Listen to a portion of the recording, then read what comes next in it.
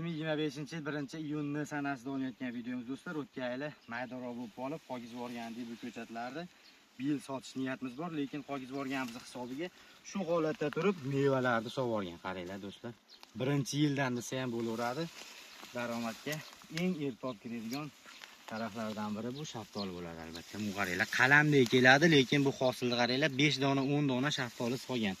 Buni yerga o'rnashtirganinglardan keyin xudo xolasa bog'da chiroyli qilib tashkillasanglar, bunaqa mayda bo'lib qolmaydi hamda yirik bo'laveradi bemalol. Bu ko'chatlar qaranglar, har bir tuti xuddi shunday holatlarda Samanta navli shaftolimiz bo'ladi. Sifatiga gap yo'q, mazasi zo'r bo'ladigan shaftollardan biri. Holatini qaranglar. Qizarib ketadi, bu ham qora qizil bo'lib ketadi.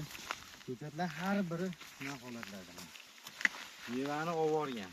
Layklar bosib o'ramiz. Buni o'zi aslida Allohning bir mo'jizasi desak ham bo'laveradi. Qaranglar. Daraxtchamiz, niholchamiz sinib ketaman deyapti. Bog'dorchilikka qiziqqanlarga, shaftoldan bog' qilaman deganlarga videoni shunday tashlab qo'ysanglar, ko'chatlarini noyabrdan boshlab svejiy ko'chirib sotaveramiz. Salomat bo'ling.